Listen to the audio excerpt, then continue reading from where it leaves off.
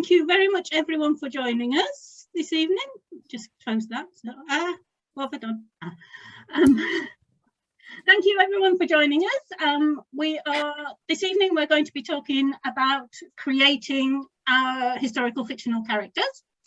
I'm Sharon Bennett Connolly, author historian, mainly of medieval women. Just yesterday, I finished my most recent project, my 6th book, which is going to be called King John's Right-Hand Lady, the story of Nicola de la Haye. 805 years ago yesterday, Nicola came to the end of a 7-month siege at Lincoln Castle. She'd successfully defended it for 7 months and then was relieved in the end by William Marshall.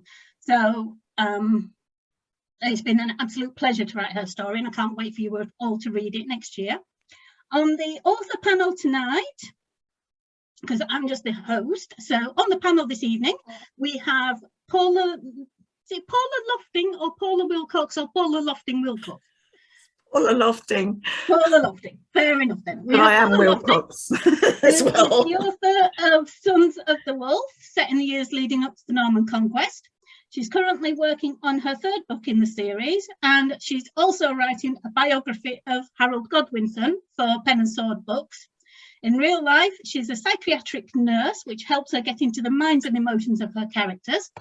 Her ambition is to get most of her characters to the Battle of Hastings, at least, and to see who survives.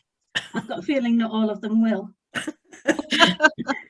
Our second panellist is Lynn Bryant, who lives on the Isle of Man with a couple of dogs and the hubby, and writes character-driven historical fictions during the Napoleonic era. She's the author of the Peninsular War Saga, which follows the adventures of Paul Van Daan and his fictional light infantry battalion through Wellington's wars. She also writes the linked Manxman series, featuring the Royal Navy officers Captain Hugh Kelly and Lieutenant Alfred Durrell. And our 3rd panellist is MJ Logue. Can I call you Mel? You can call me Mel. Thank you. Mel Logue, MJ Logue, but we can call her Mel. And Mel writes in the 17th century. Are you a fan of Cromwell? Yeah. Oh. Yeah, I am. Sorry. No, scratch that. I'm a Fairfax. Cromwell, I can take or leave. Fairfax. Oh, Fairfax, fair enough. Yeah. Yeah. So she's a restoration romancer and a British Civil Wars historian. She's also an extreme embroiderer, which I'd love to talk to you about sometime. I used to do a lot, and I haven't done much in years. And a cat mum. And we will be visited, I am sure, by at least one cat during. Yeah. Any minute now, probably. Any minute.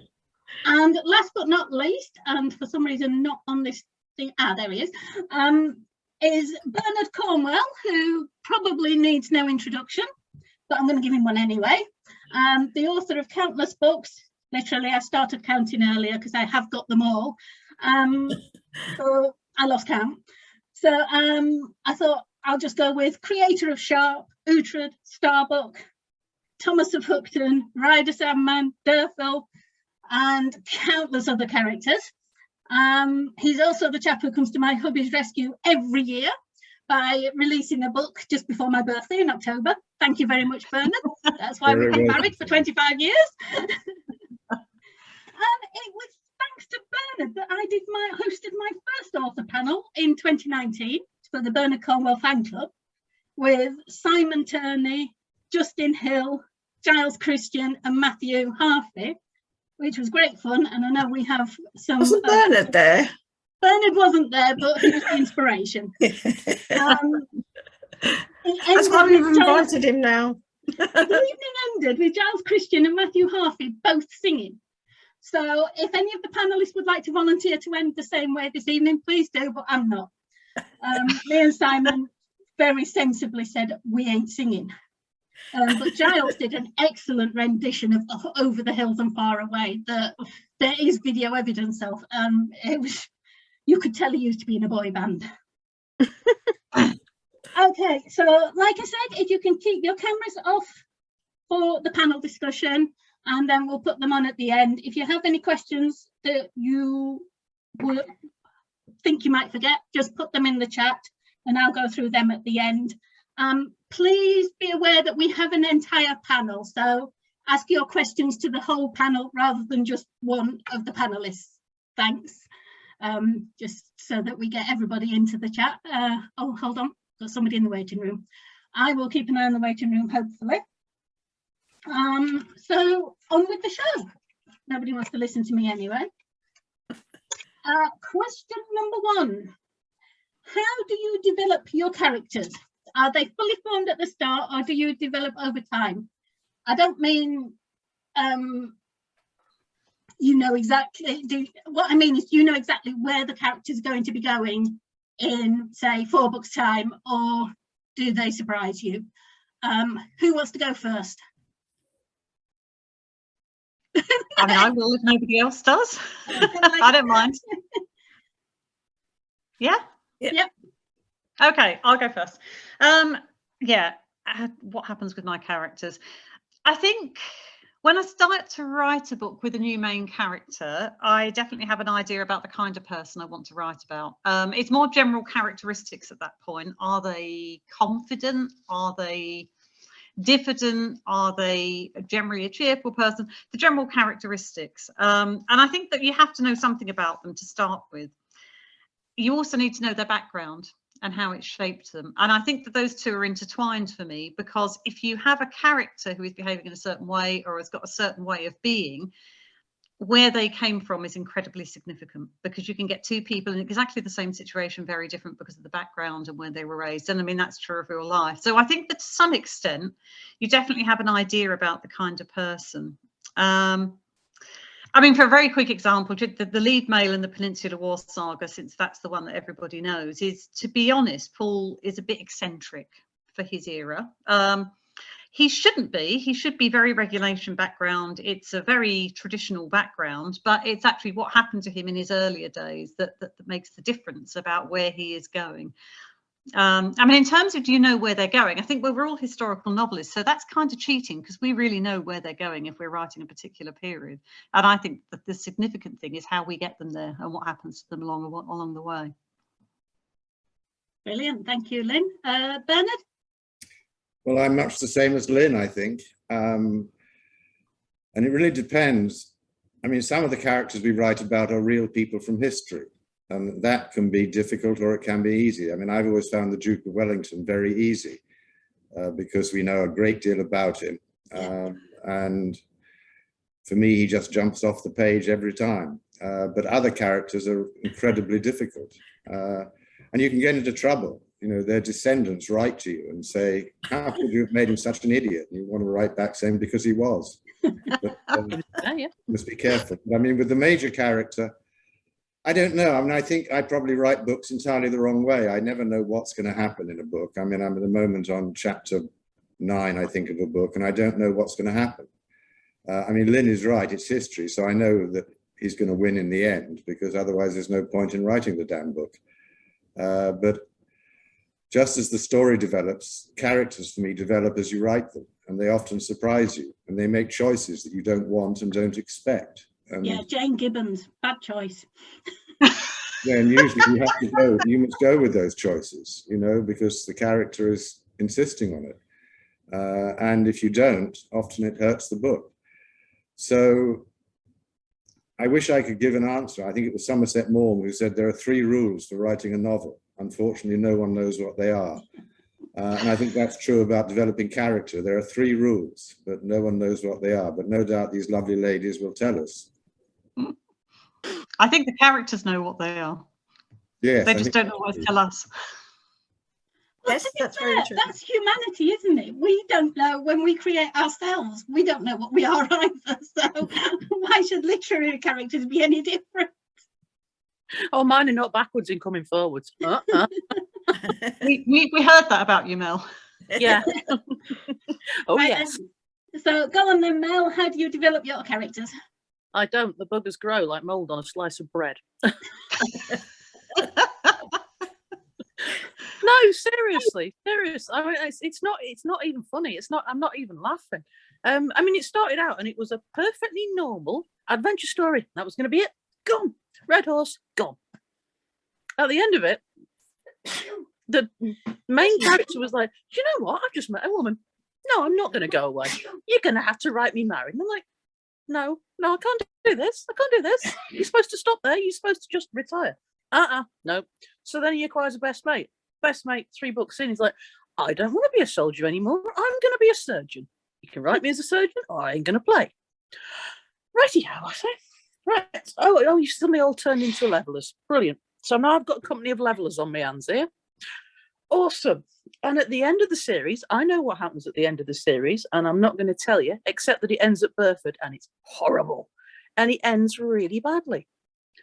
And at the end of that, there was one particular character. I named no names. And he just went, you can't leave it there.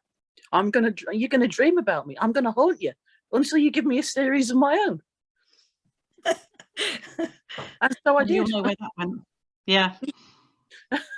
Yeah, and that was, that series is like, that one's fun to write because it's nice and it's gentle and romantic, and every now and again he goes off and kills people. Would you not do that?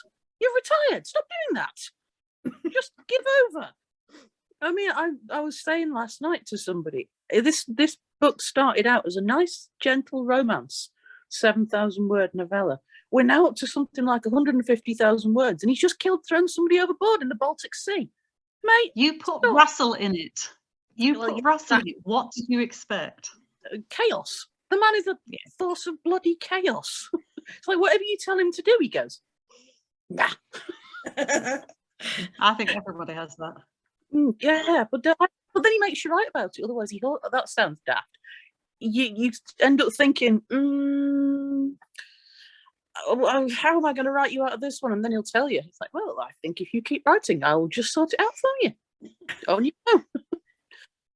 Okay, that's normal people. If I say, actually, my people talk to me, you deal with people like that, Paula, don't you? In your professional capacity. Yeah. I'm talking to people all the time in my head. He's saying to me at the minute, don't tell them that. They'll think you're crazy. Very Okay, good. Paula, your turn. Well, where do I go from that? I mean, it's quite clear that our characters have minds of their own. But when I was looking for a character to write about, I had no idea what I was going to do. And I always wanted to write a book set in this, in medieval times, but I'd sort of settled on the pre-conquest stuff because I wanted to show what it was like, how life was like before, and then I go over after the Battle of Hastings, how life becomes after the conquest. And I was reading this book called 1066, The Year of the Conquest by David Howarth. And it's not really like your normal history book. It's very evocative, and he uses the village in which he lived at the time, which is not that far down the road from where I live, to create a picture of the landscape at the time of the invasion and the people in it. And he wrote from the perspective of the people of the village, as he gives you this guy was from the Doomsday. His name was Wolfere, and he tells you what he owned. He owned 5 hides, so he's probably quite a not a lowly fame, but a sort of not that great a fame, just a sort of middle class type person. And and as I was reading the book, I could just picture all these characters coming together, and and as the more I wrote about him, I mean, I had no idea where I wanted to go with him. I just knew that I wanted to get to the Battle of Hastings and beyond. So I had no idea. All I knew was that he was a warrior. He was a thane, so he was a landowning warrior, if you like, that just feared duty to their king. And he was I thought he would be the epitome of honor and loyalty, that sort of thing. But as time goes on, I can see he's very much a flawed human being, and he's a good man, but he's done some incredibly stupid things, and like fallen in love with his wife's friend. That sort of thing doesn't really go down well, even in any century. So yeah, and as the more as time goes by, I can see, you know, the more he tries to fix what he's done, you know, because he's got a conscience and he feels guilty, and he just becomes worse and worse. And I keep saying to him, you weren't meant to do that, you know, you weren't meant to go and do that. You had rekindle that affair with that woman again, you know. But it just doesn't listen. So but the thing I find now is that it's much easier to kind of you know, just let the characters develop in a natural way. You know, as I'm writing the story, they just change with the times and the things that happen that I do to them. Always, you know, because they often say to me, I say to them, why are you doing that? And it's because you did this to me, you know. And so I find that I have to work with them now and not against them. So that's how, but I mean, my characters don't have any, you know, they're not fully formed, and they're like fetuses. You know, and when I guess when they're dead, they're probably fully formed. But that's it. I mean, they're real people, aren't they? Yeah. Aren't Yeah. they? Yeah, they are to me, definitely. Yeah.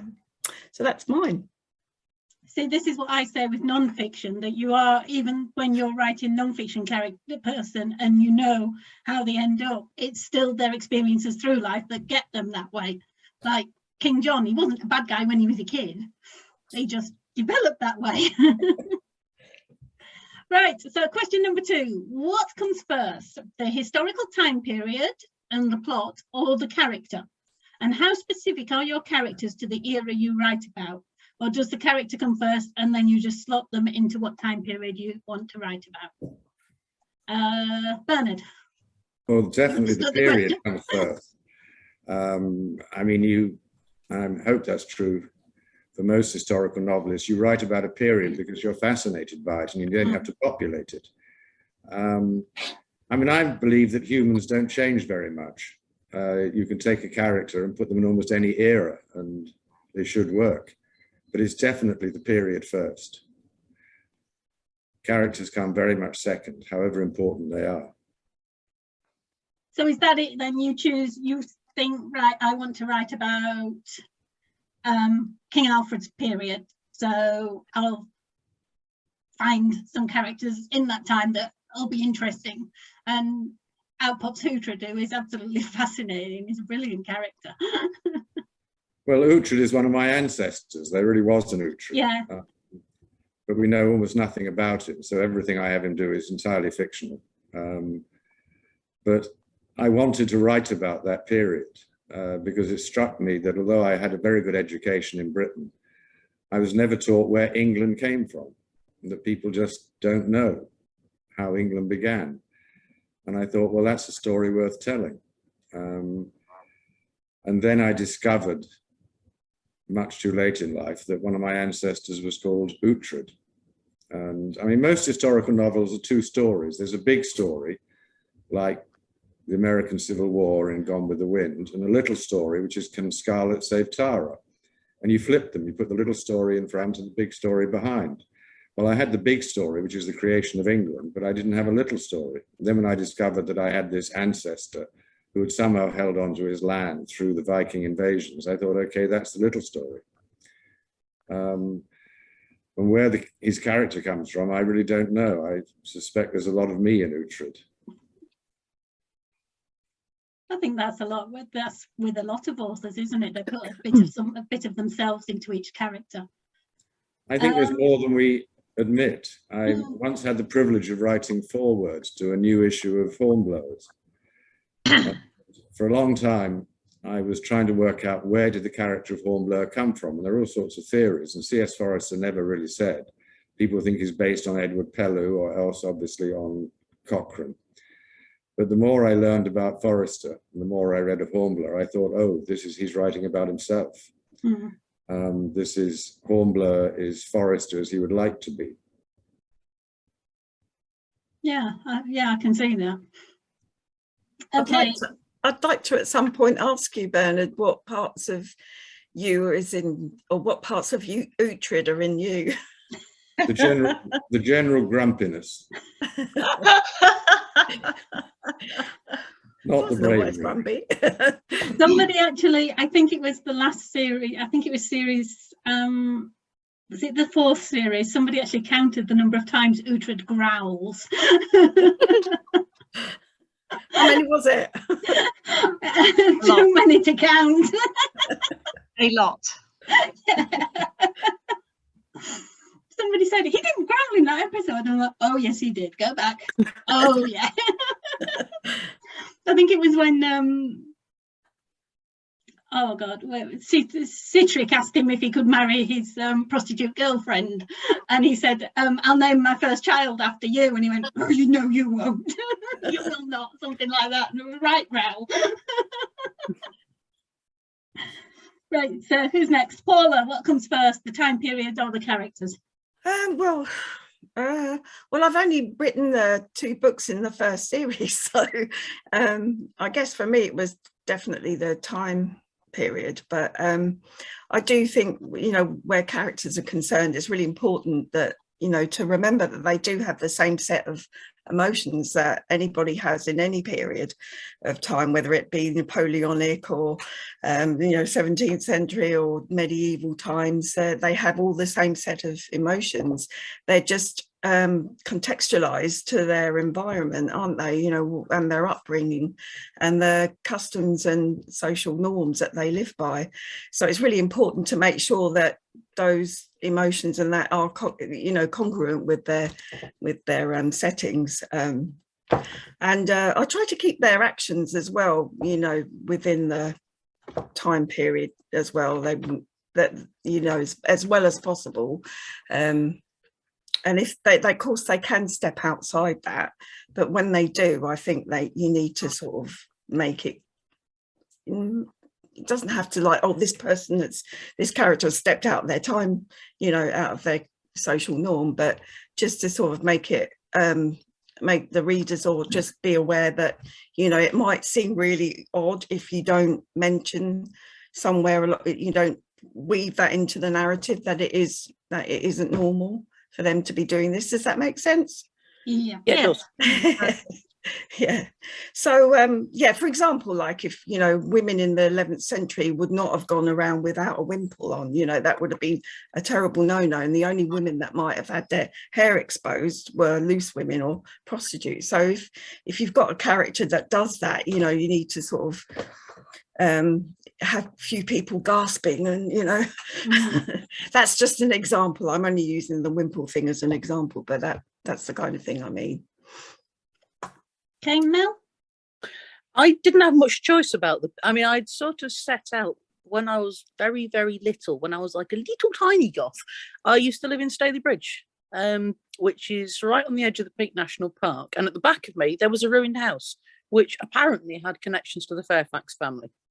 And being like a little tiny goth, I wrote this kind of whole vampire story about it. And then I went away and I thought I could do something with that story. And then I started writing about the 1660s, and then I started writing about the 1640s. And I thought, everybody writes about the king. Nah. There was another side here. But whenever I mention the Civil War, I mean, I'm a scout leader as well. I'm just going to leave a pause in the conversation for people to go, that is a scout leader? Yep, I'm a scout leader. But William was talking to one of his chums at Scouts, and he made some reference to the Civil War. And she looked at me and she went, what's he talking about? I'm like, hang on a minute. These are, you know, 12-year-olds who do not know that we had a civil war in this country, and that they do not know that there were two sides in it, and that both sides had kind of a point. Yeah. So I wanted to write about the parliamentarian side, because I thought, actually, they're supposed to be, you know, sort of black hat wearing, Bible bashing bad guys. And actually, they weren't. I mean, my cavalry company are a leveller company for the most part. So they are properly here for the poorest he that is in England hath as great a right to live as the richest he, which is off the top of my head, and it's not quite the same quote, but it's close. They were, you know, early sort of proto-communists, and they were within their sort of period fairly equal for women's rights. The leveller women had significant authority within the community. They were quite independent. They were quite vocal. They petitioned Parliament in their own right. Sorry, I'm getting boring. I'll stop now. But I wanted to reflect that it wasn't just a matter of, you know, glamorous, feathery guys who wrote poetry versus the guys in the black hats. And one of my heroes is thankful for his deliverance, and I'm going to let you guess what his background is. That's such a great name. Yeah. And the other one's Holofernes. So, yep, same sort of background. But, I mean, Bolton in the north was very, very puritanical. It was, you know, quite strongly for Parliament. And that's where Colonel Rosie, as he is known for having ginger hair, that's where he comes from. He's a Bolton boy. So he had no choice, really, but to be parliamentarian and Puritan and a bit of a gobby person. I nearly swore that. Never happened. But so they kind of had to fit with who they were and what they would have been for me to write the story. But after that, they just took off by themselves. Fabulous. Okay, what are the challenges in writing? Hello. Hello. Lynn. I answered that question. Hi. For some reason I thought you were That's all right, already. Sharon. You're never, ever going to be able to forget me because I won't let you. Just so quiet. Well, that's me down to the ground, isn't it? It's tiring. Yes. Yeah. No, I mean, definitely the period came first. I mean, for me, it was a weird one, actually, that brought me to start writing in the Napoleonic era, because I didn't study, I was at uni doing history, but I didn't study the Napoleonic era at all at history. One of my specialist subjects at uni was South Africa in the 19th century. And through like just background reading, I ended up reading a rather amazing book, which was the autobiography of Sir Harry Smith, who was, of course, a commander-in-chief and colonial governor very much in South Africa. And through that, I discovered him in his early days when he was a very young, very full of it officer in the peninsula. And I got completely fascinated, not actually just by this particular character, but by how incredibly real and incredibly relevant these memoirs were. They were like, he was a real person. His wife was a real person. You know, the stories that came out of this, and I became completely hypnotized by them.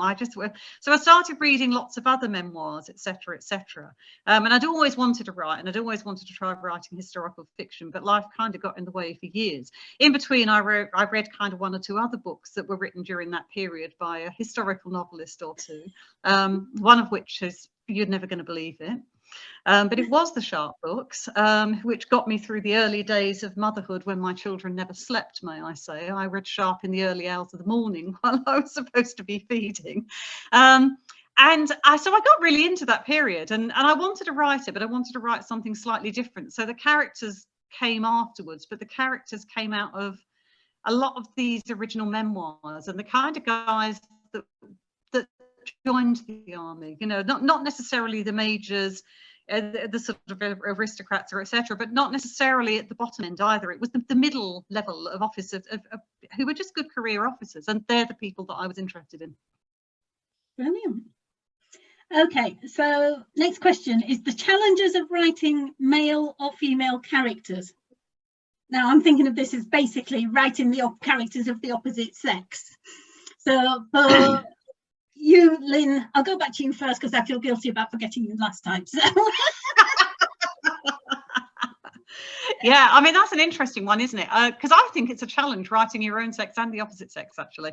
One of the things about being a female writing, actually, for all of us really, writing the sort of books that we write, but I mean, particularly writing the army, the vast majority of the characters I write are men, inevitably.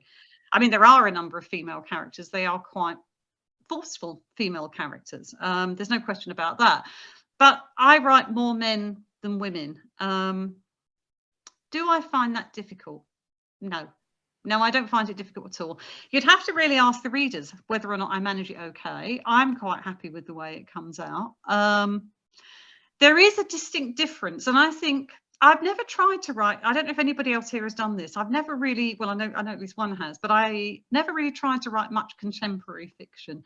And I don't know how different it is when you're writing men and women, as to whether you have to think very differently, because obviously in the era that, or the various eras that we all write, there was a distinct difference between the lives of women and the lives of men.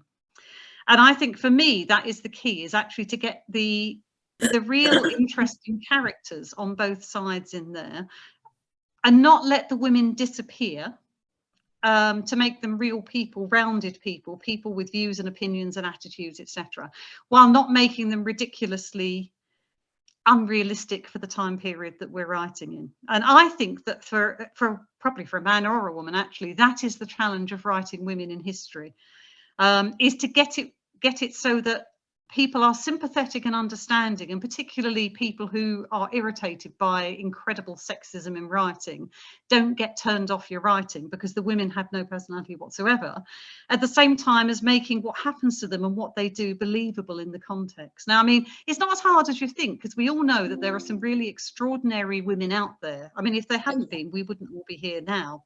There were groundbreakers in every era. It didn't always go well for them, and I think that's also something that the books needed to reflect. I mean, certainly mine do. Writing men, I mean, I'm sure this is true for a lot of us, but I have a lot of men among my readers in terms of people that contact me. I'd say the people that contact me about the books and review them are about half and half, which I absolutely love. It's very, very balanced between the two. But one of the things I am aware of, because people tell me, is that I've got a lot of either service people or veterans or people involved with the forces in some way who read my books. And one of the things that they always compliment me on, which I absolutely love and I'm massively proud of, is the sense of creating the comradeship and the bonding between masculine characters that being in the army or the navy or in battle can bring. And I think that takes a bit of practice. I think I've got better at it.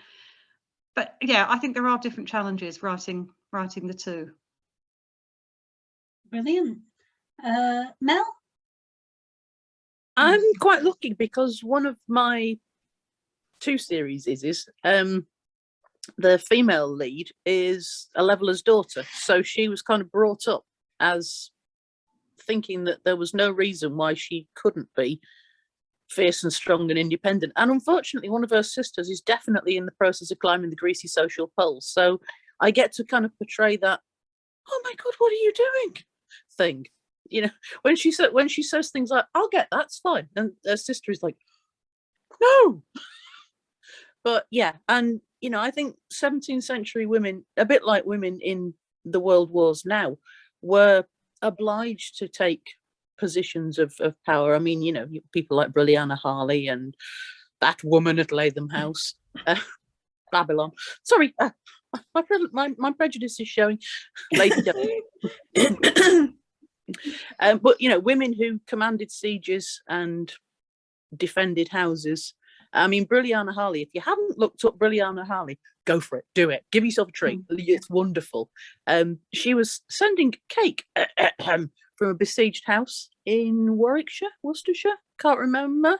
But it wasn't cake. She wasn't sending cake to her son in London. She was sending the family silver so the royalists besieging the house couldn't get it. Now, what that says about her cake, I don't rightly know. Hefting it and it's clanking and it weighs about a metric ton. Like, inside the cake. how many raisins did you put in here, love? Come on. But I mean, I write as MJ because my late dad said, women don't write sweary, clanky adventure books. Come on, you can't do that. And I went, yeah, I can, Dad. And he said, no, you can't. Nobody will ever read it. Yeah. Just going to leave that there. I thought, yes, I can actually. So it's a bit like, if you know, you know. Nobody's ever said to me, are you a man or a woman? But I don't think it's relevant as far as my writing goes. I think I can be either. You know, I mean, I think sometimes, again, going back to my dad, he used to say he could not read detective series is by women because he wasn't comfortable with the violence. What? So yeah. But I mean, he would have been 80 if he was still around, but he couldn't get his head around the idea of women writing really nasty, abusive, gangland violence. He just felt really uncomfortable reading it. But nobody's ever come back to me and went, "You're a woman. You can't write about sweary, violent men." And nobody's ever Somebody said once you're a told me man. I had a nasty imagination. Does that count? No. I think he's out there as well, but yeah.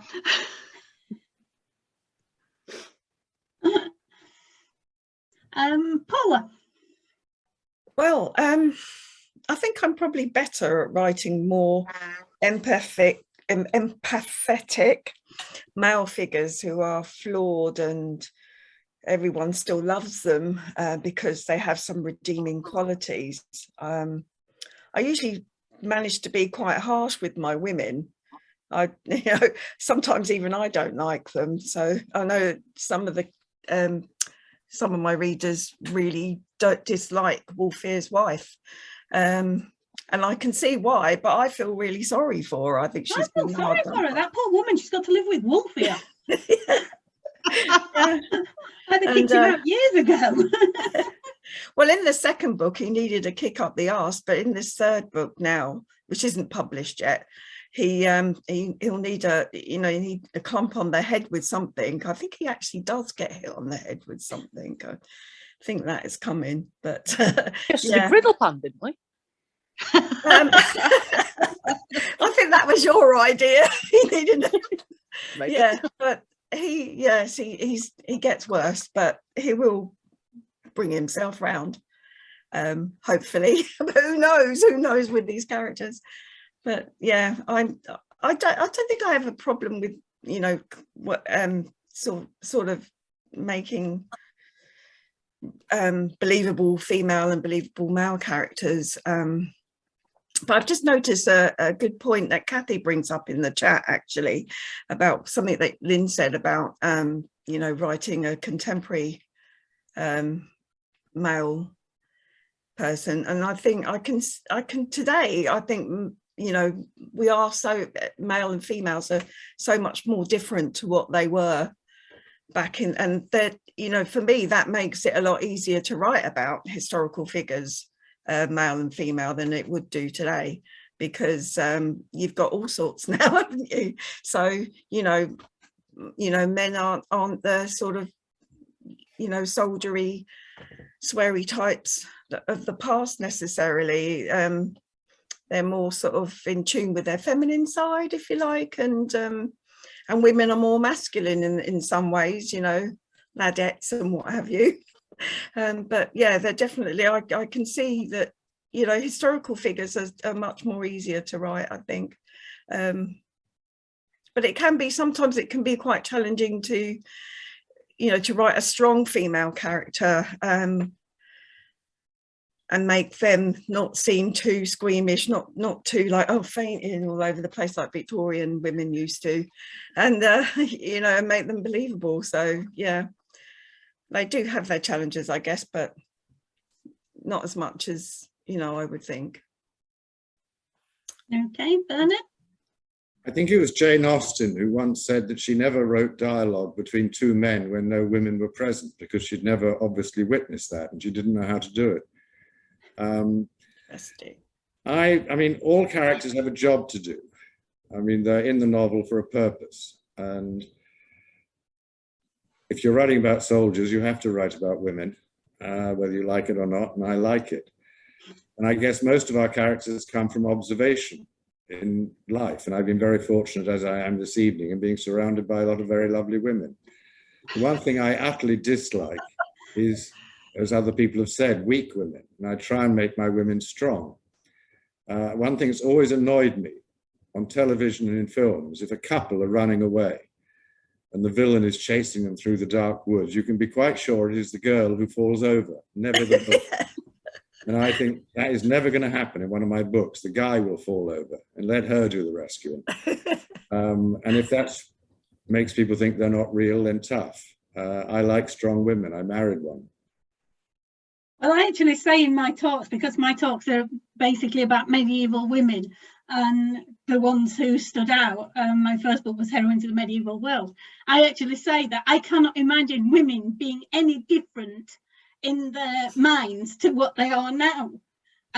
They must have been just as forceful with their husbands as any of us are, but they just had to do it sensibly and play it right, so that the blokes thought it was their idea, which is what we do anyway. My husband always thinks it's his idea where we go on holiday, and that it's not like he's, you know. Sharon, you just said that really publicly. And you're being recorded. He's not On his Zoom account. Might want to edit that bit. Well You've got a done. point. Oops, I'll go and hide. Right, question 4. Oh, this is a good one because you've got to really think about this and about what people have said to you. What do readers love or hate about your characters? Who hasn't gone first yet? Me. Paula, then. Well, yeah, I think I already said this about Wolfere, is that, you know, a lot of people liked him in the beginning and disliked. You I like Toby. Toby's my hero.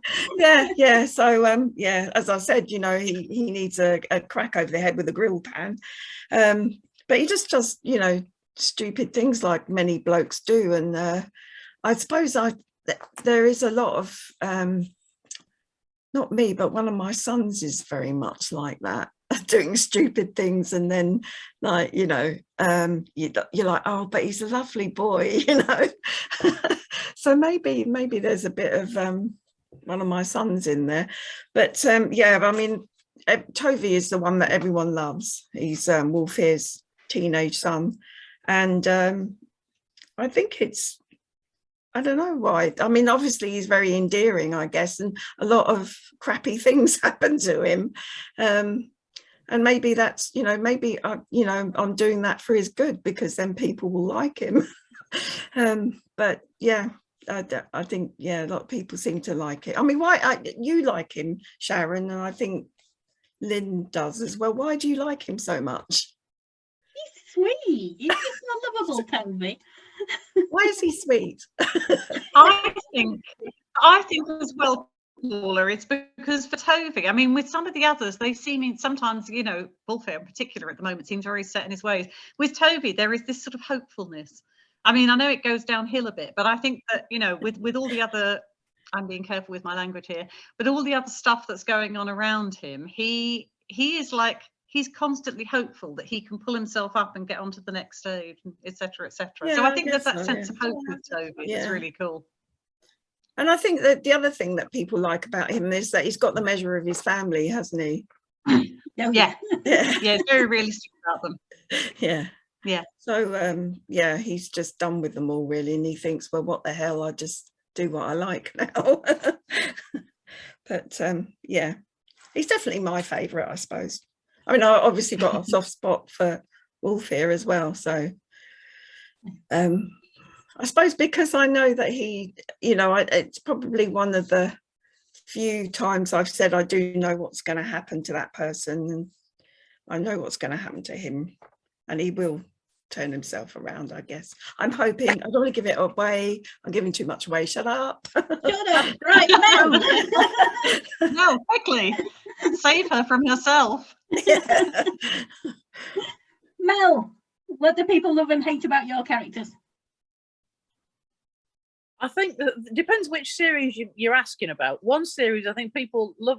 The thing that most people hate about Holly is he just swears. He's just swearing. We love that about Holly. yeah, but he's just really inappropriate. It's like, don't. I actually printed off the first 30 pages on my work printer, and my boss came in and went, "He's a bit sweary, isn't he?" Yes, he is. Yes, he is, John. Yes, he is. But yeah, I mean, I think that somebody said, "Oh, well, they're not very historically accurate," and I thought you'd be surprised. The New Model Army, you actually got fined for swearing. If they were fining you, you were doing it. So, exactly. You know, if there was no need to fine people were not. Does that reasoning make sense? That, you know, but I mean, a bit like your characters then, people have said, we love the comradeship going on in the Rebel Rabble. You know, we love the fact that they don't take grief. Let's put it that way. I'm not going to channel Rosie in this one. They don't No, take that's grief not. from anybody. And they're always up to some scam. They're always up to something mildly stupid. They're always pulling stunts and, you know, cocking a snoot at authority. They're all messing about, but they do the job, but they do it on their own terms. That's a lovely turn of phrase, isn't it? Cocking a snoot. I love that. It's a great phrase. What it means? What does it mean? What is a snoot? That's very, it sounds to me very Charles Dickensy. Well, I know you. Well, I can remember hearing it somewhere. Sounds to me like something from the movies. You boot the snoot. If you've got a dog, you boot the snoot. Oh, snout! That not Okay, Lynn, what do people love or hate about your characters? Ooh, yeah. Well, the plan is that they really like the good guys and they really don't like the bad guys. That's always the plan. Occasionally, I've had characters who started off that were never intended to be good guys. And then one of them in particular, who is actually one of people's favourite characters, turned himself around in book 2 in the most surprising way. And I was going to kill him. I'm going to be honest with the guy wasn't meant to make it to the end of the book. But kind of he did. Now, I mean, what do people like about my characters? People love Paul.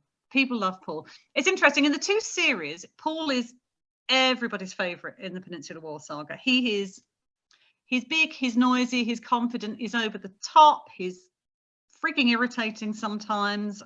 He's arrogant, he knows everything except on the times that he doesn't. But I think the people that love Paul, they love him because his intentions are really good. And mostly, in the end, he gets it right. I can't absolutely, I'm sorry, something's just popped up on the chat and it says Team Johnny. And we all know who that is out there. I have a secondary character called Johnny Wheeler who has his own personal little fan club. Johnny is kind of Mr. Reasonable, Mr. Nice. He really is the sort of solid career officer who stands behind Paul, clearing up the mess. There's a couple of them that do that. And people love Johnny for that reason, actually, because Johnny is he's like most people. He comes from a relatively ordinary background. He's never done anything that spectacular except be a really good person. And it's amazing how much people love that. Interestingly, in the other series of books, there are 2 main characters. There is the captain, who is my Manx Sea captain, who is Hugh Kelly. And he has a first officer who is very young when we first meet him. He's only just joined as first officer. He's just been promoted.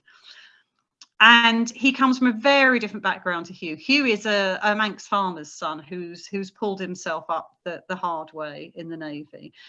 Alfred Durrell has come in from above with lots of patronage and lots of help along the way. And he's so self-conscious about this that it's unreal.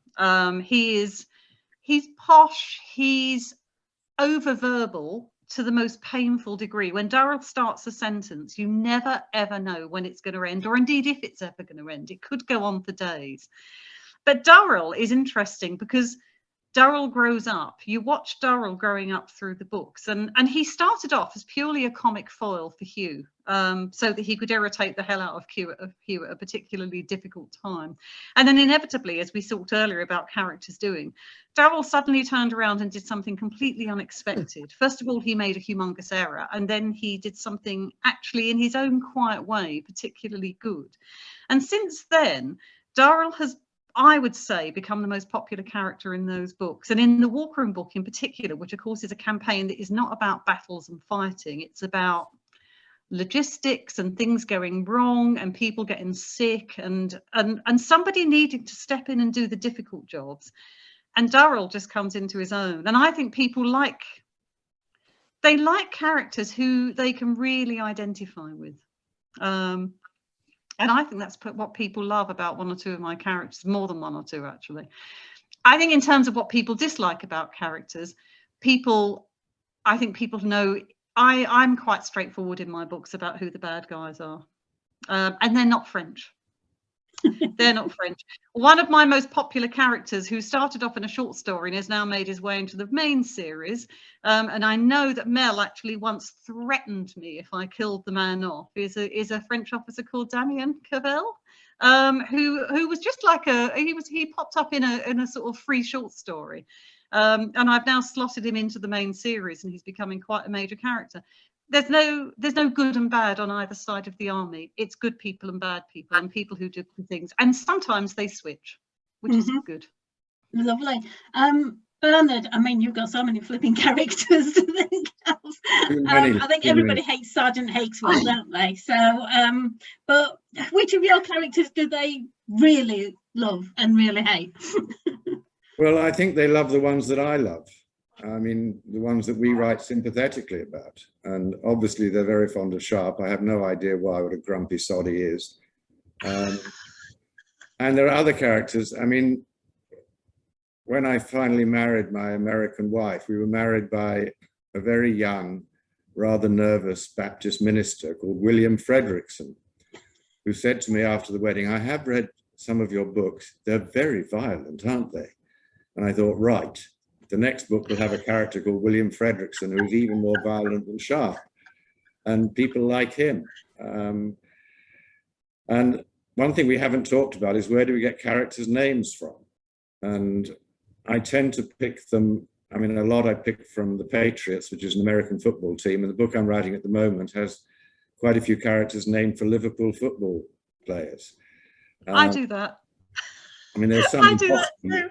You can't have Mo Salah in the book, but you can have Steven Gerrard or Jordan Henderson, and people tend to like those characters. They don't know why. Well, it's because I admire them, put them in, and I keep their admirable qualities. But I really think it's much to do with how we write them. And most of my books, well, the Utrecht books were first person, so you tended to see characters through his eyes. Which meant you liked the women and you hated churchmen, more or less. A bit simple, but it worked. And with Sharp, again, most of it is from Sharp's point of view. It was interesting what Lynn was just saying. I mean, when I wrote Sharp's Assassin, I decided to have an enemy of Sharp who was almost a clone of Sharp, but I ended up liking him much too much and spared his life. I like that. Yeah, I wondered about that. Oh, brilliant. Thank you. Well, that's the planned questions done. We have a lot in the chat. So what I'm going to do is I'm going to take one question from each person to start with and see where we go, because there are an awful lot. So first question is from Michael Ross. How do you decide, I like this one, how do you decide what flaws to give your character and how to make their virtues into problems? Lynn. Oh, did you give me that one on purpose? It's you. I know, it is me, isn't it? How do I make their virtues into problems? Well, I mean, sometimes their virtues being problems comes from the environment that they're in. So, I mean, Paul's flaws are his virtues in some ways. Paul's temper is nearly always lost in a good cause. But the fact that certainly in his early days, he has no damn control over it at all, and he's in the army, increasingly gets him into different levels of trouble, depending on who he's speaking to. And if he didn't have one or two significantly useful friends in high places, frankly, he wouldn't have made it through the first few years in the army. That's both a flaw and a virtue in a sense. And how, I don't know, how do you decide which flaws to give people? I think they develop because they feel right. If you've got a person who is behaving in a certain way, in order to create a rounded character, you have to look at that as a whole and think, well, what would this person be like in this situation? So if you have somebody who is, I mean, actually, Darrell is a really good example of this, because Darrell, in a social situation, certainly in his younger days, is a complete and utter nightmare. And that precision and that, like, attention to detail, and the fact when somebody asks him a question, he will go on for like half an hour telling them more than they could possibly ever want to know about it, while his captain is actually threatening to shoot him in the head in order to stop him. comes across as a flaw to start with. But when you actually get to the point where they need somebody to sort out a major logistical problem and explain it in detail to everybody that needs to manage it, all of a sudden you've got a virtue. And I think that flaws and virtues are kind of often the opposite sides of each other, which is how I think they are in real life. Somebody who is over conscientious in winter quarters will make their men want to shoot them in the head. We are looking at you, Paul Van Damme. But on the other hand, on a battlefield, when he's trained them to within an inch of their life and they move faster than anybody else, that's a virtue. I think that's true of a lot of characters. Brilliant, thanks, Lynn. Bernard. I have no idea. I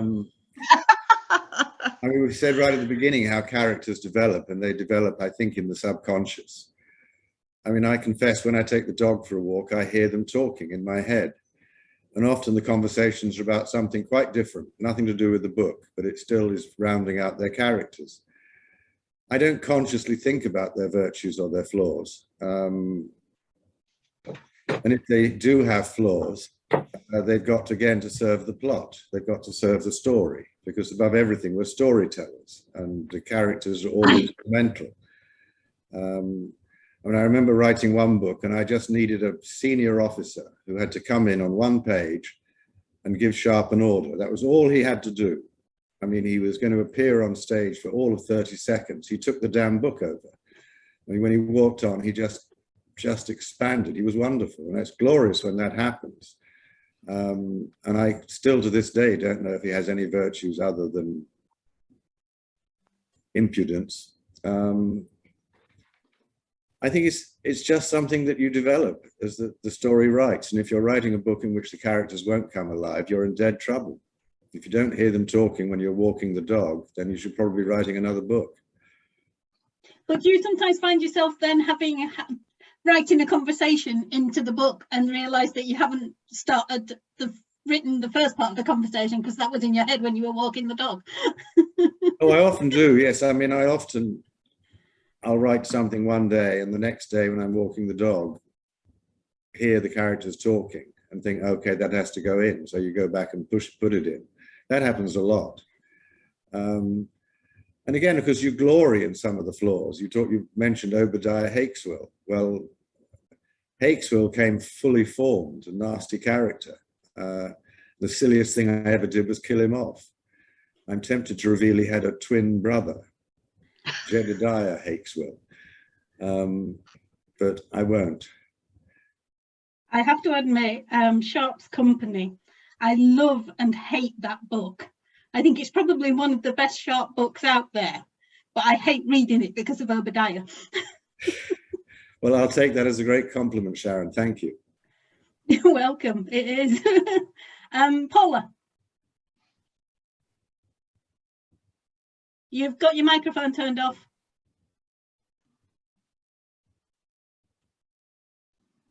Yeah, what flaws did I decide to? Well, Wolfie just developed his own flaws, really. He just showed me what it was like, really, you know, and I just wrote it. But I guess I wanted a villain in there as well, because it's basically the story centers around a blood feud between Wolfir and his neighbor, and I made the neighbor Helgi. He's the fully formed, fledged, paid up villain of the piece. He hasn't really got any redeeming characteristics at all, which no matter how hard I try to give him some, he doesn't accept them. So yeah, I mean, and the twins as well, they were,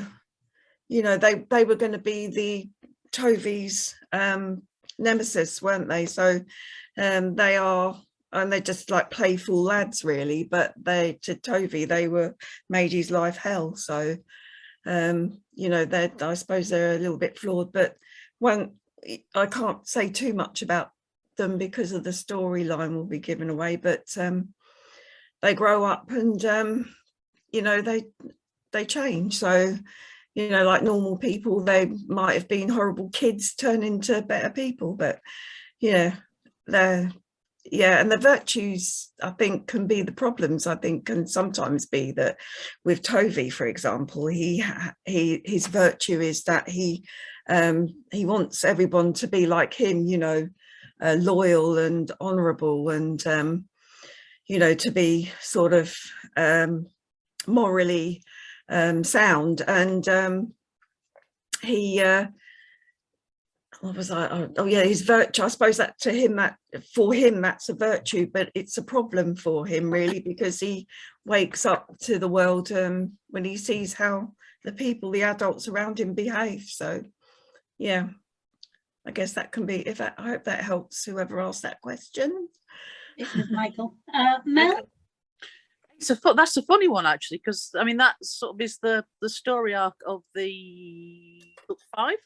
Maybe book 6, can't remember, because the series starts and Holly is basically he's a kind of very wild maverick captain of horse, and by the time the New Model Army is created, that's no use at all. That's a complete liability. But what he has got is a very capable lieutenant, and everybody hates the lieutenant because he's, as someone points out to him, so far up his own backside he can eat 2 bites of the same pie.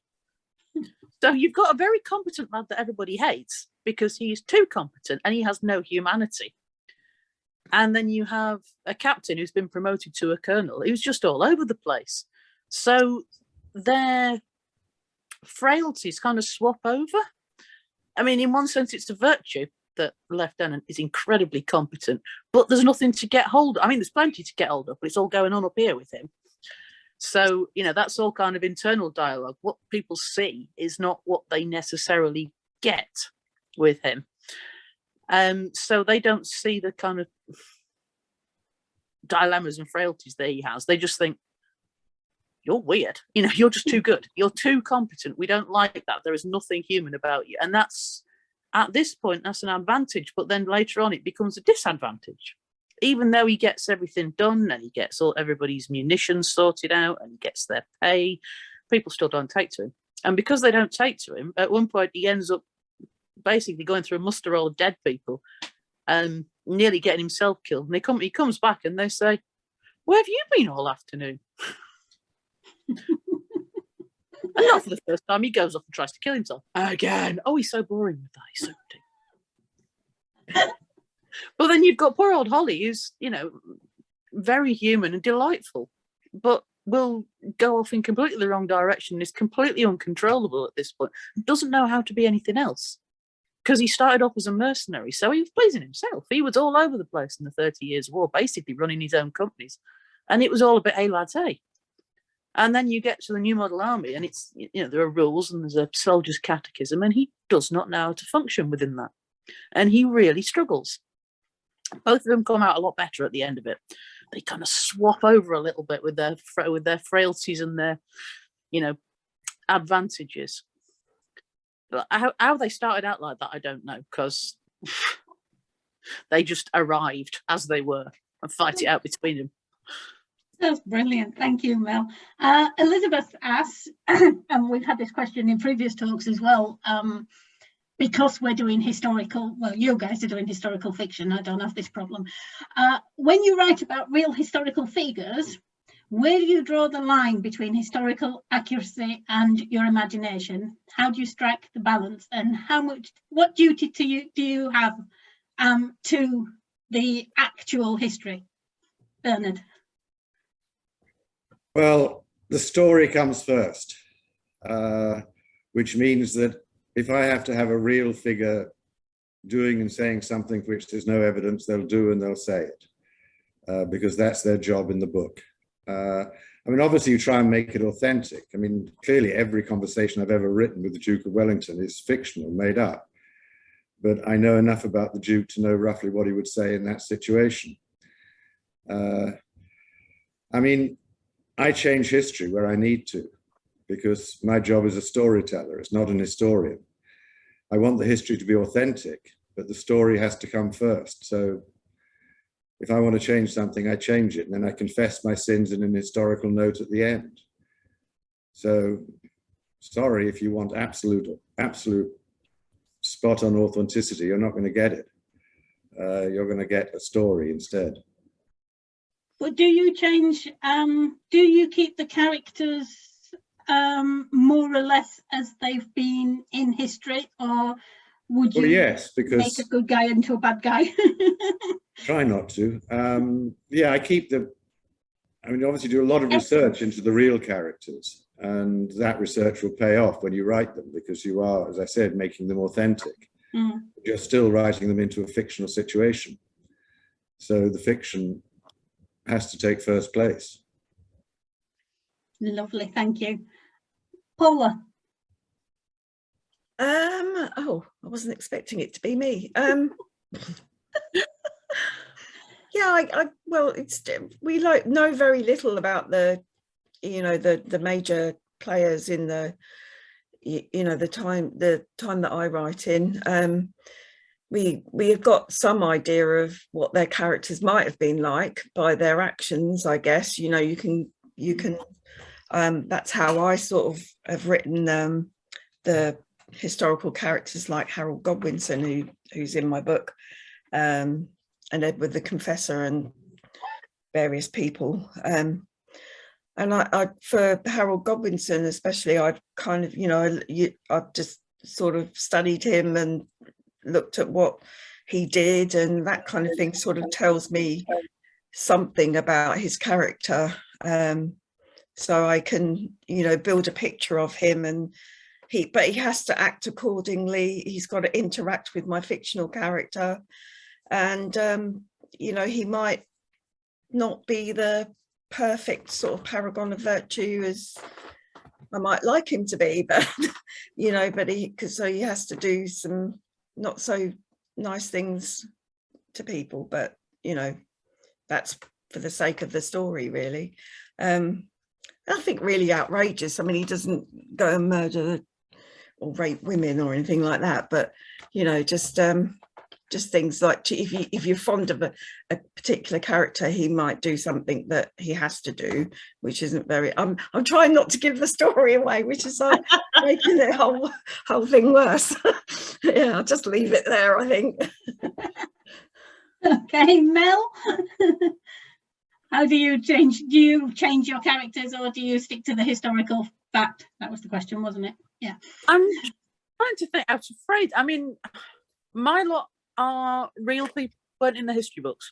Is how I take the ordinary people, the likes of me and you, and the people who are sitting watching now, and give the people who they would have been in 1640 and 1660 a voice.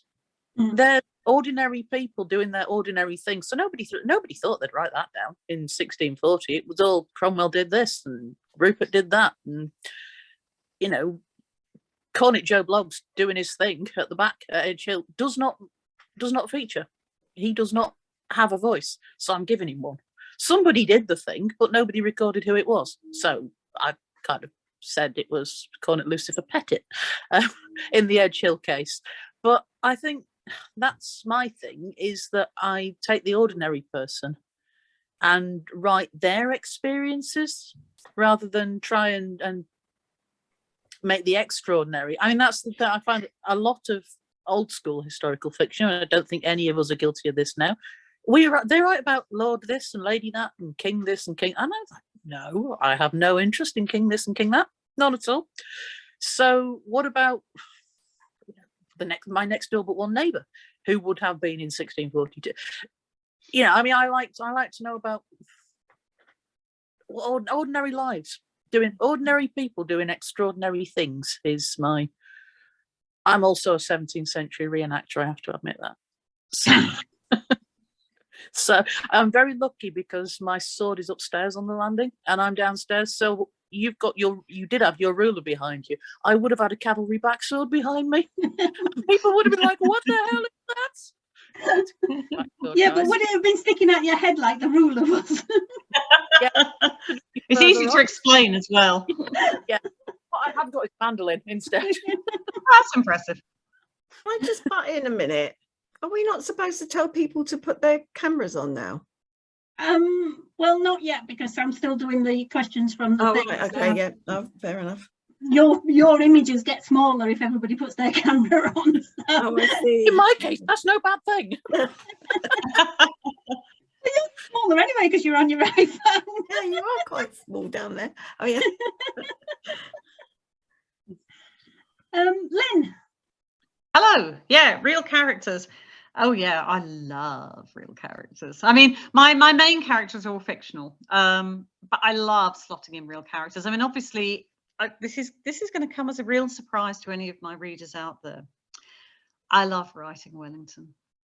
Oh boy, do I love writing Wellington. When Bernard said earlier on that Wellington jumps off the page, I wanted to go like this, because like Wellington, once you start reading Wellington's letters, you can't stop. I mean, it's like an illness. It's like he's fantastic because his actual personality comes through so clearly in what he's written that you don't really need. He's so easy to write. He's so easy to write. But I mean, the interesting thing, there's a couple of other sort of well-known personalities that I really like writing, some of which come into the Navy books more. I'm going to mention Popham here because we all know that I do love a bit of Sir Hugh Popham. He's a gift to a historical novelist who likes a bit of comedy. He's fantastic. Yeah, okay. No, a gift. The Earl of Chatham is another one. I mean, possibly one of the laziest men in history, but he's such a gift to write. You know, you can just paint a word picture of him in a few sentences that is just magical. But I think the thing from my point of view is that when it comes to real people, I mean, I write from a variety of different points of view in the book. I don't write in the first person, so I can shift points of view between different chapters and different scenes. But I'm looking at my historical real people from their perspective. So you will get a very different perspective looking at the Duke of Wellington, or Lord Wellington as he is at my stage that I'm at the moment, from the point of view of Paul, who, despite their rather frequent differences, actually really quite likes him, and maybe another character who doesn't do so well with him. Likewise, Chatham. I mean, Chatham was great in the Walkeren book because on the one hand, half of the people that you're dealing with thought he was an utter waste of space and shouldn't be there. We're looking at the Navy here, whereas there were some members of the army who were very much sticking up for him and saying, but he's a good guy, really. But I think as long as you get it as accurate as you can from what you know, because none of us know anything, as Bernard just said, all of the conversations are made up anyway, because, you know, we weren't there. And give a sense of what that historical character would have looked at. It's from the point of view of your people. It's not your point of view. I'm not saying what Lynn thinks about the Duke of Wellington or Popham, or many people know this, but it's actually what my characters think about him at that moment in time. And I think that's the crucial thing, because that's what makes it feel real. It might be somebody that historically doesn't come across at all well. Chatham is a really good example of that in the Navy books, because Chatham hasn't come out very well historically, but Durrow really liked him, and that comes across. That affection is really important because it gives a balance between, you know, it's a real person creating a whole. So yeah. Thank you, Lynn. I think we'll go to Matthias's. I have done everybody, haven't I? Yeah. I think we'll go to Matthias's question next, which is, which of your characters do you think is the best written? Not necessarily your favourite character, but which one is your best creation? Mel. Or has Mel disappeared? Where's Mel gone? Turn your microphone on, Mel. There. There we go. Now we can't see you. Why can't you see me? I can now. Well, there, we can see you now. Because it's gone to low battery. Who's my favourite character? Gray. Gray is, how do I explain? Help me out here, Lynn. How do I explain Gray without giving too much away? Oh, she's very modern in some ways. She's great. Or is she? Yes, it is she, I suppose. Or is it he? Or, she's a very modern character. Yeah, or they. She is a they. I think Gray is a they. And brilliant. I mean, I'm with you on that. Fabulously written. Gray is wonderful. I love Gray. Gray is how do I even begin with Gray? Gray is... Stop saying Gray and tell us who she is. Or it, there you are. She's a woman who dresses and fights as a man. And she sleeps and has a relationship with men, but she also sleeps with women. She is not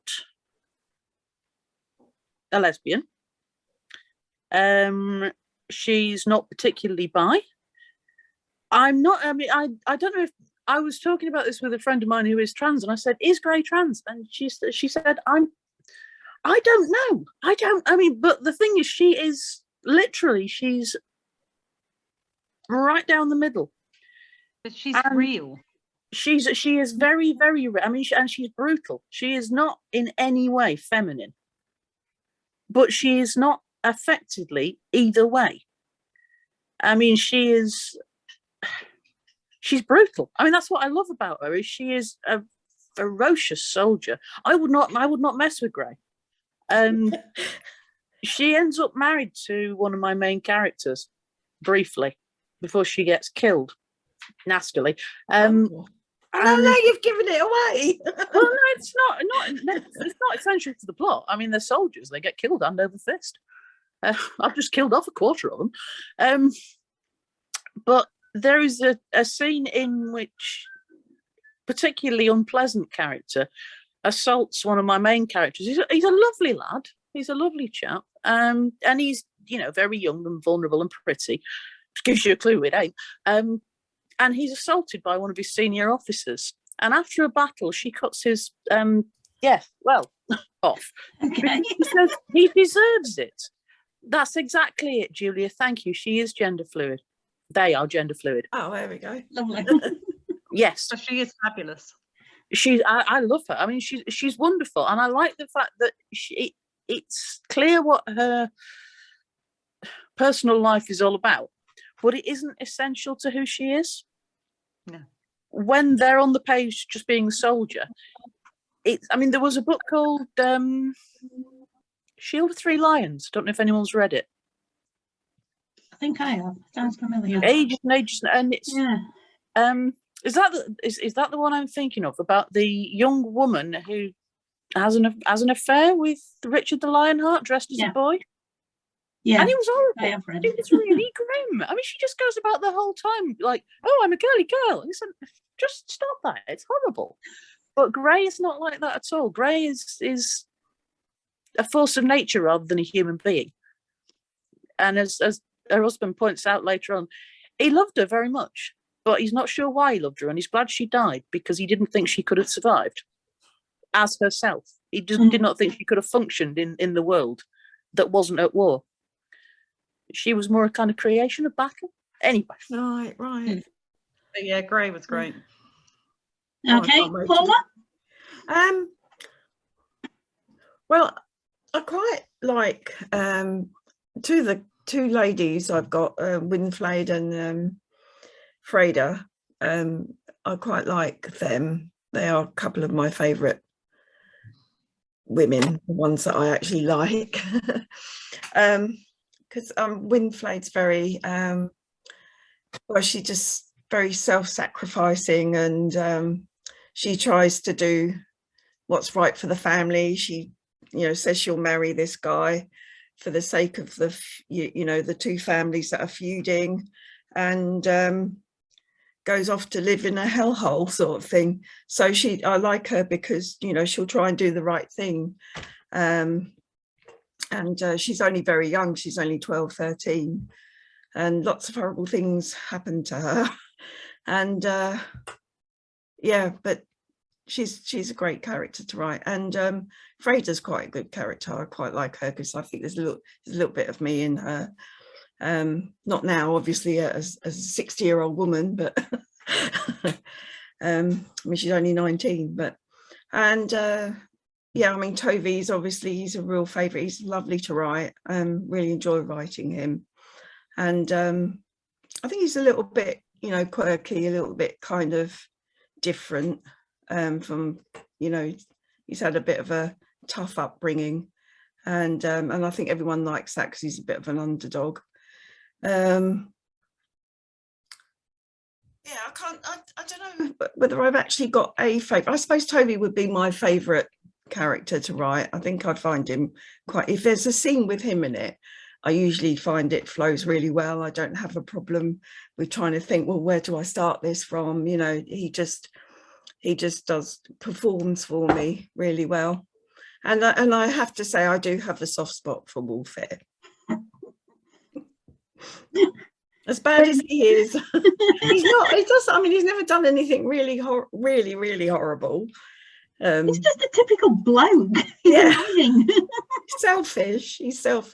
But it's funny because when Mel and I did that, you know, I was giving him psychotherapy or something from my Mel. Do you remember? Yeah. On your blog, and Russell butted in and gave him some really good advice. I sort of realised that, you know, the stuff about him that I never really knew, and I got to the nitty gritty of why he is like he is, and that's quite interesting because I never knew that, and it made me think more fondly of him. And yeah, hopefully you guys will as well. Thank you, Lynn. I've almost forgotten the question. Is it the best character to write? Yes. Was that your it? the best character you've created? Oh God, this is so painful. This is so painful. I love my character so much. I mean, I'm going to be really boring now. I'm going to say Paul. I'm going to say Paul because Paul kind of started it all off, and there's such a raft of amazing characters that I love in the Peninsular War Saga. It's a real ensemble. It's not a one-man band. But Paul is the character that speaks to me. I know when something happens, and I'm not just talking about something I've created, because I'm very big on weaving in real historical incidents, even quite small ones, into the storyline. And I know how Paul's going to react to those things. And sometimes I'm reading a memoir or some letters or something, and somebody tells a story in a particular part of a campaign or whatever. And I see this story and my soul lights up because I just know how Paul is going to respond to that particular incident. He is the person that speaks to me the easiest. I mean, in the most recent book that's just been published, it's a minuscule incident. I can't remember whose memoirs it is. It may be Kincaid. It's one of those anyway.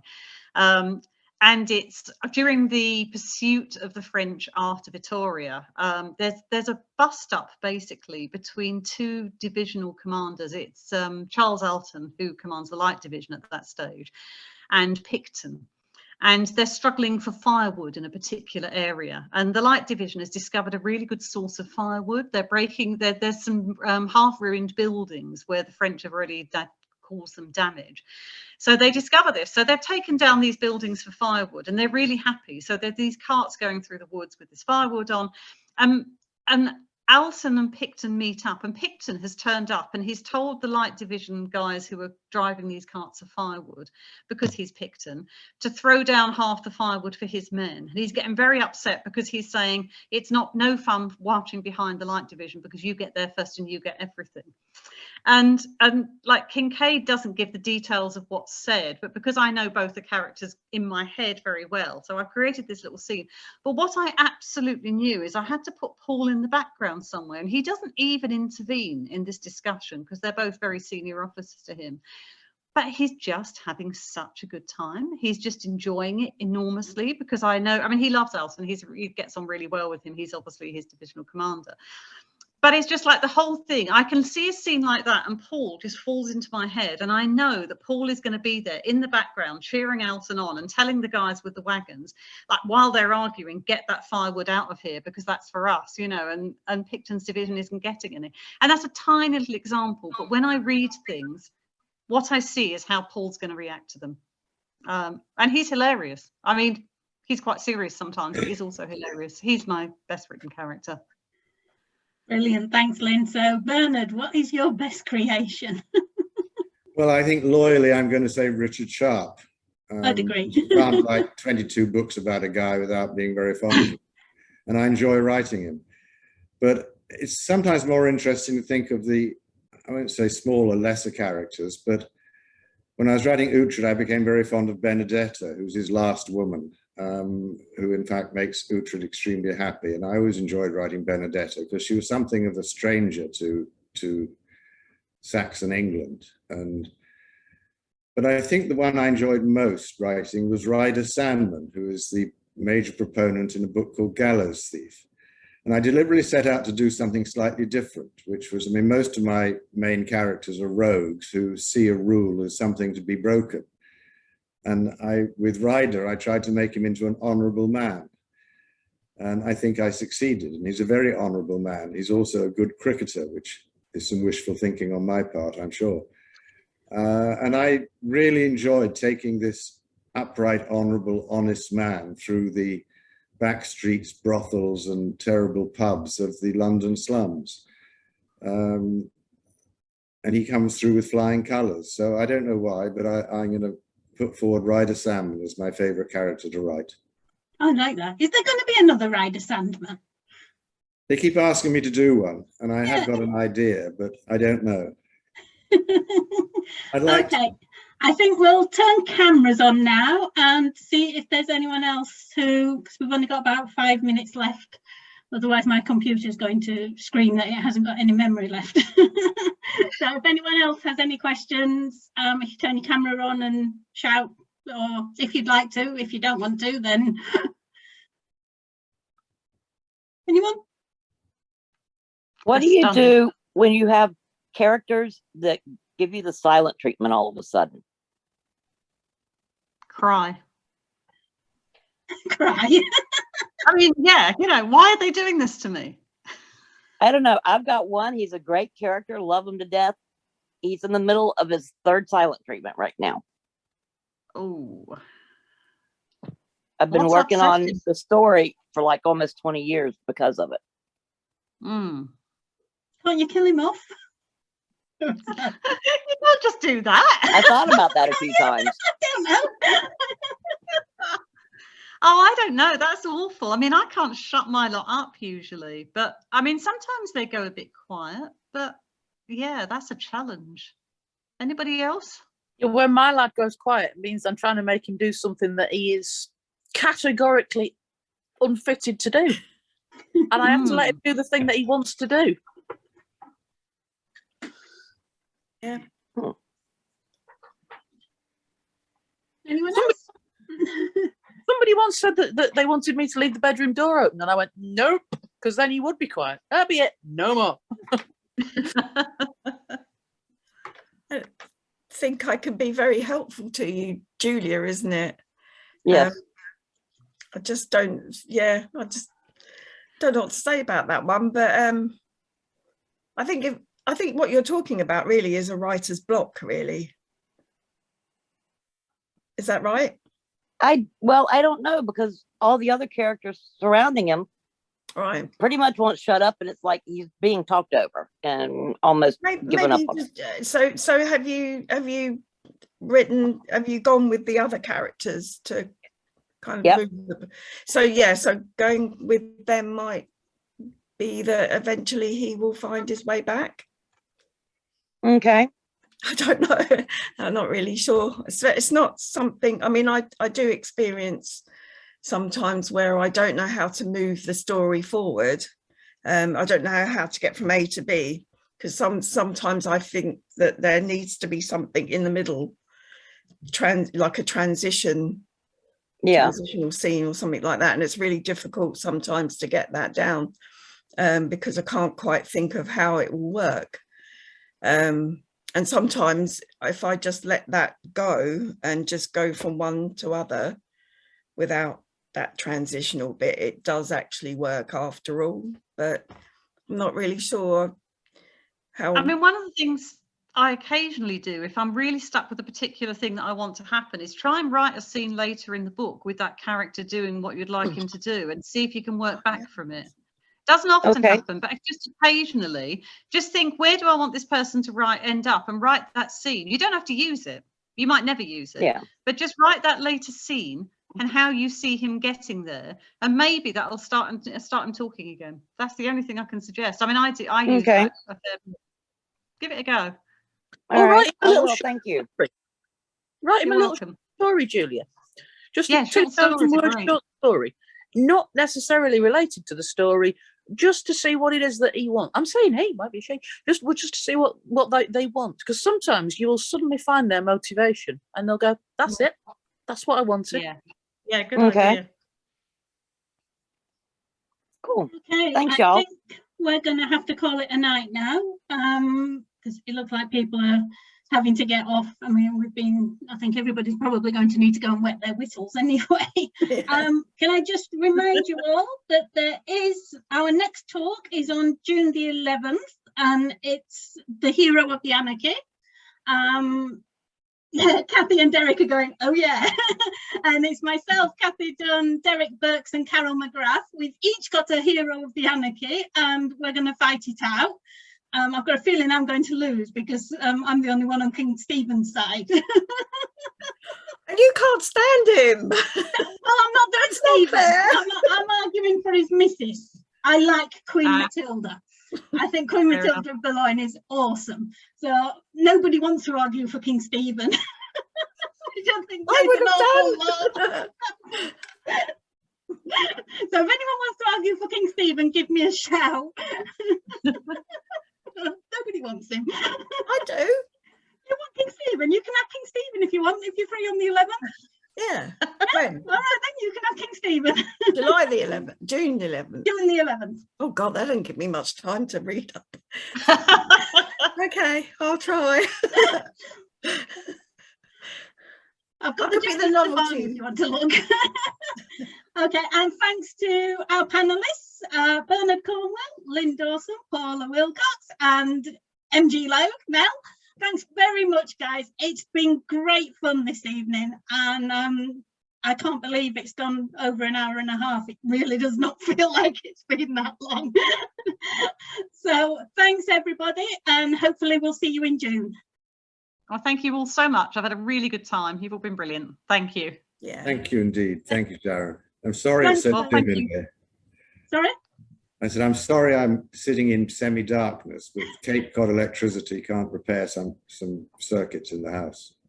Oh, I thought you were It's not just looking too bad. interestingly You're lit. looking fine. Andrew, I started in daylight and now it's getting dark. Yeah, it looks very well staged, actually.